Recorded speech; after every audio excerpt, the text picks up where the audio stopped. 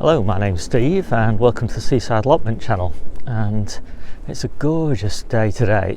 We just had a bit of a frost and we're a week before the Christmas harvest now, so yeah, it's quite an exciting time for us. It really, I think kind of Christmas kind of marks the end of the season and the start of the new season for us, so it's really great. So I'll show you around, just a quick skim around the plots, see what's going on, and see how things stand for that all-important harvest day. So I'm just in the polytunnel for a minute, and it's quite nice and warm in here now. It's about 10 o'clock in the morning, and I'll show you the thermometer in a second, but I'll just quickly talk about the harvest situation. So we're harvesting pretty much every other day, I guess, at the moment, but only really for Debbie, me, a friend of ours, Anne, another friend, Diane, who gives us eggs, and Jennie and John, so really not very many people, and we're just taking a little bit each day, and everything needs a little bit of management at this time of year, because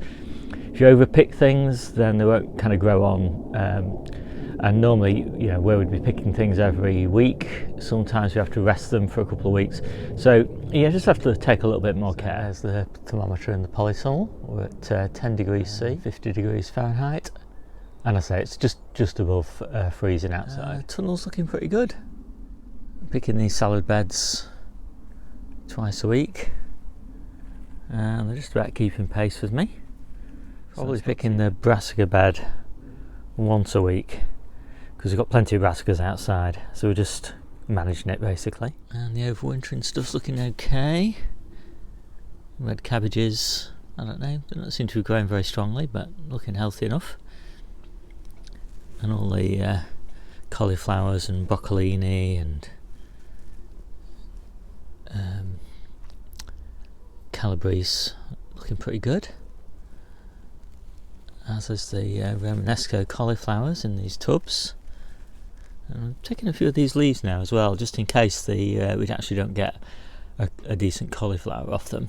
It'd be a shame to waste these lovely leaves. These are my spare broad beans, and they're looking pretty healthy. Not sure whether I'll need them yet. If they end up actually being spare, I might squeeze them in somewhere in the polytunnel. This is my next succession of brassicas, and they're all looking pretty good. Quite pleased.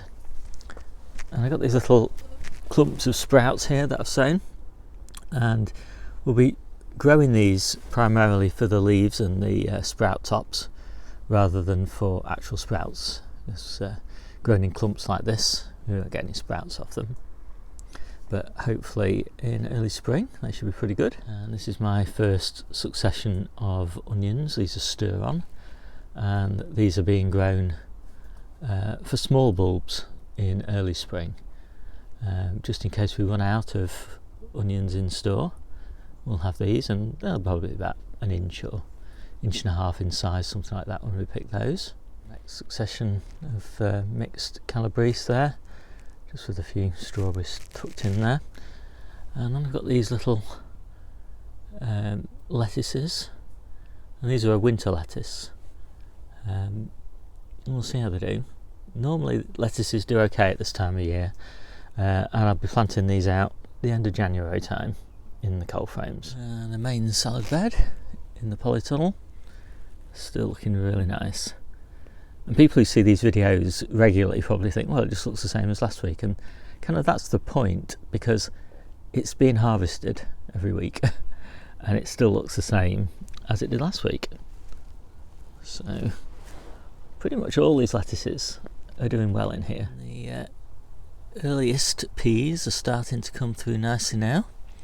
Did lose a few to the mice, hence the mouse trap down there, but I've sowed 2 more successions at home, and they're just beginning to sprout. Celery is still doing well. The overwintering carrots are looking pretty good, and my theory is that to get carrots that grow well into spring from an October planting, you need to put them in October, so that basically there's no real carrot root until into the new year. And my theory is that then they'll grow on as if they'd just been germinated in January time and make a better carrot. If you kind of sow them in September time, I find they just come through, they're way too hairy, and they don't actually grow very well in early spring. But that's the theory. No real evidence for that. It's just a hypothesis to be proved wrong or right.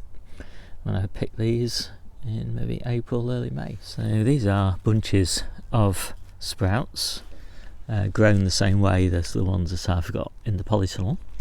So there's 3 plants to a bunch, and you can see I'm getting these lovely lovely sprout tops. And I've been picking leaves off these plants for ages, months and months, but yeah, they seem to work well, you know, as a sort of high density way of planting in order to optimise them for sprout tops, which I really like. And you can see here that I've just picked the sprout tops off those. We were eating those yesterday, I think. And there are a few little sprouts sort of forming, but I doubt we'll actually get them. January Kings are hearting up really nicely. And still on the theme of sprouts, these are the only ones that I've got. I think I've got about 6 plants like this. Sprouts actually look pretty good. They are kind of blown, which is what seems to happen if you plant them really late in the season. They seem to grow on fast, and then the sprouts are a bit loose, but I really like loose sprouts. And I know some people can't stand sprout leaves, but just look at those. I mean, unbeatable, really gorgeous. Take a quick look at the lettuce beds now. And there's a mix of different beds, and I'm not going to go through them all, but basically we've got the ones that I've got small lettuces that are really intended for sort of March, April time, the beds that we're picking from now, and then the ones that are kind of optimised for January and February time. So this is a January, February bed, and these are Salanova Reds, looking pretty nice. So this is the bed that we're currently picking from, and it's Roxy, this one, and this is a new variety to me this year, and I've got to say I've been really impressed with that. It's it's a lovely lettuce. It's not particularly crunchy, and I do like a crunch in my lettuces, but yeah, still pretty good. And I haven't lost a single plant, and I haven't had any disease problems in this bed at all. And this is Grenoble Red, and again, this is a strong competitor as well for a winter lettuce.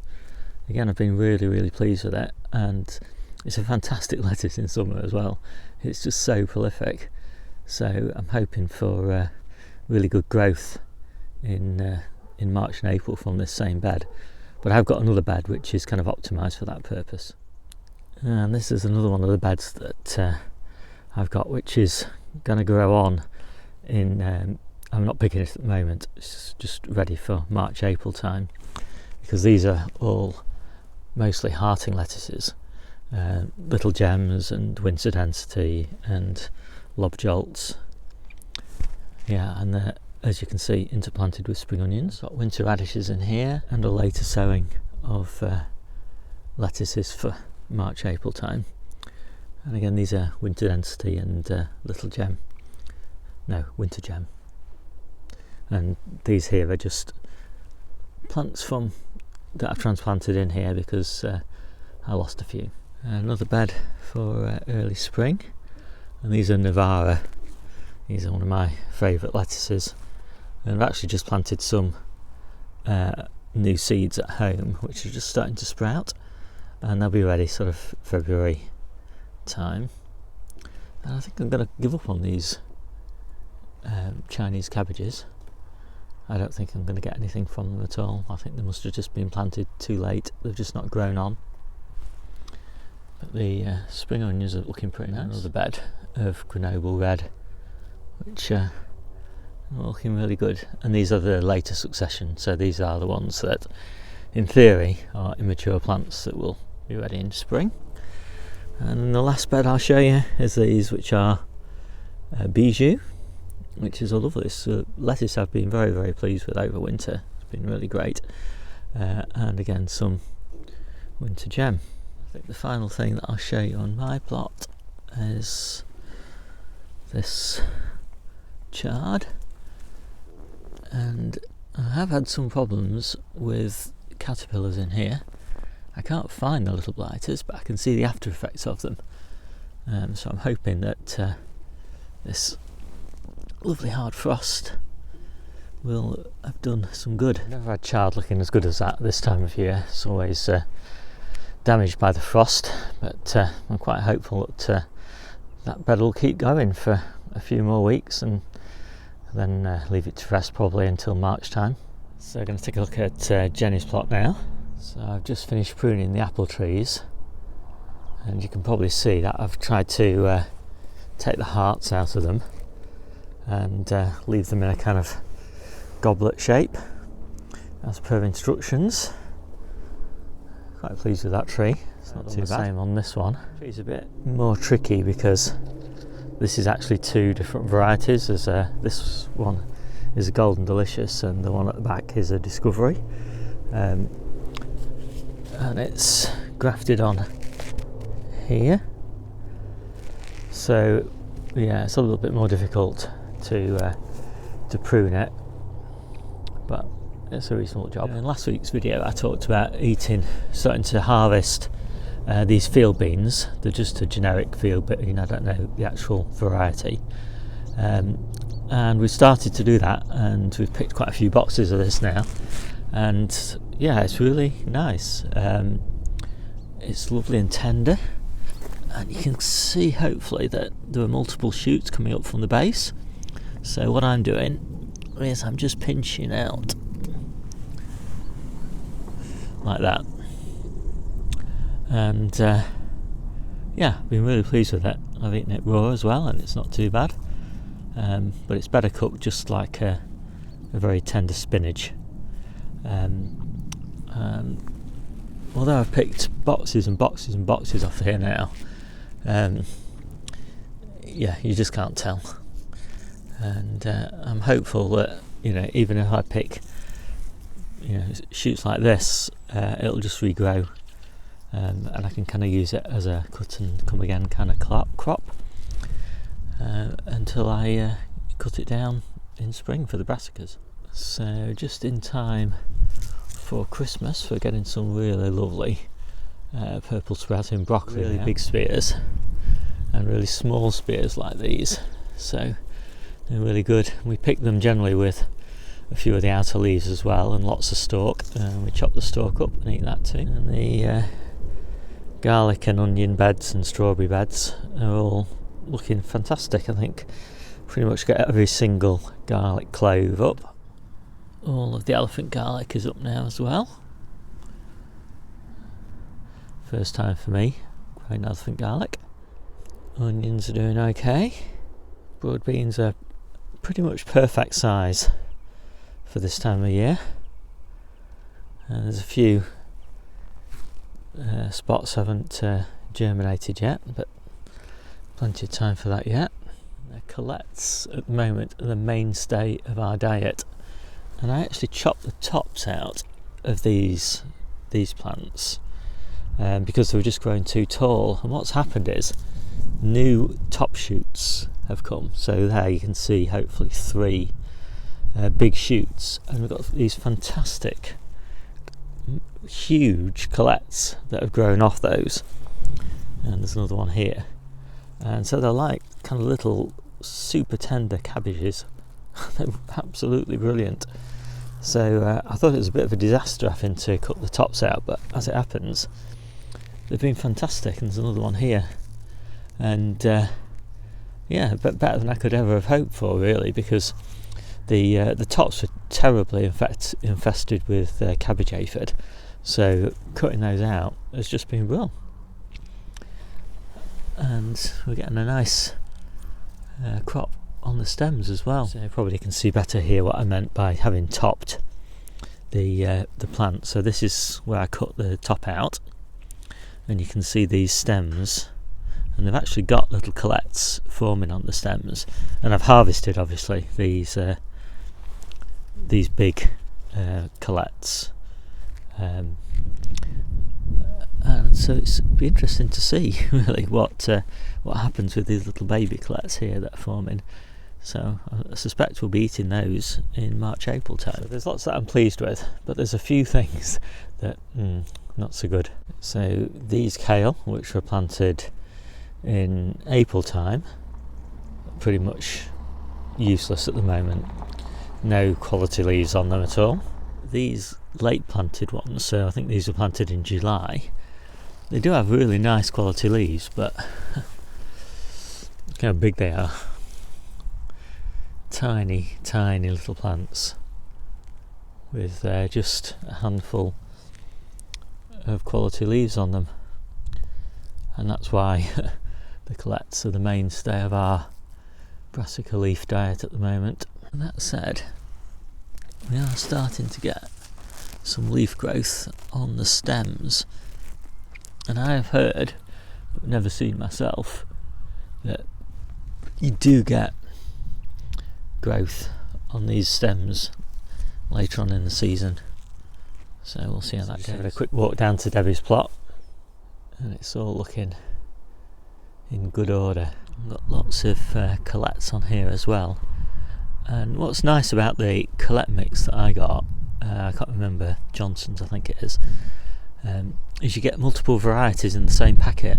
So you've got some of these which are really gorgeous purple colours, and these are nowhere near ready yet, so these won't be ready for a couple of months yet. In the same packet you've got these, and you can see these are really growing on so strongly, and we've been picking loads of these, and I'll just pick one now just to show you what they kind of look like.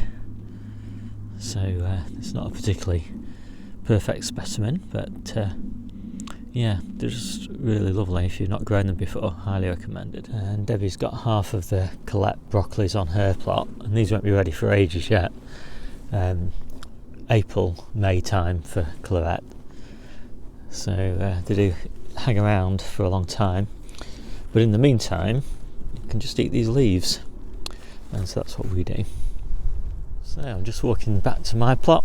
I'll just show you what we picked for Diane, and then we'll call it a day. The pear tree, I just pruned that.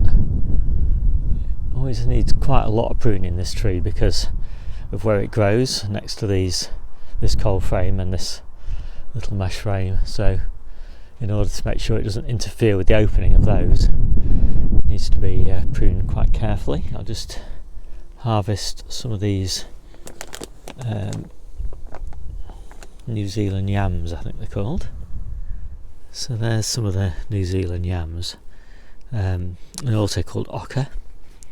And I grew them in bags, and I just couldn't keep them watered in the summer, so the harvest is pretty appalling. But just enough there to grow a nice crop hopefully next year, and I'll be growing those on Jennie's plot. And yeah, it's going to be interesting because we've got a completely new strategy for how we're using the plots for next year. So yeah, I should get a nice crop there. So I think I'm going to harvest another one of my buckets of new potatoes. The last one we harvested was really nice, so let's take a look at that. This is always tricky to film without a tripod, but I've just broken the tub open, and I'm really pleased with these.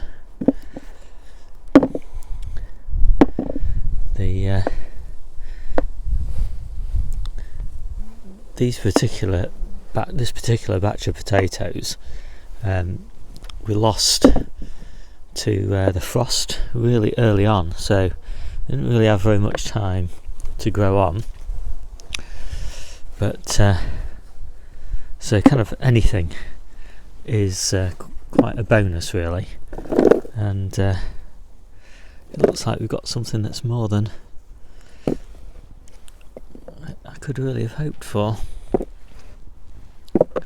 and the quality of them just looks fabulous. Try and get all the little ones out. That's probably it. Oh no, there's another one there. Keep hunting, Steve. Yeah, another one there. Yeah, really pleased with these. Yeah, that's probably it. Maybe do another one, I think. So that's the first batch out of this tub, and these are tiny little tubs here. I don't know what they are, about 10 litres or something like that. I'm just starting to break this one open, so still looks quite nice. Lots of small ones obviously, but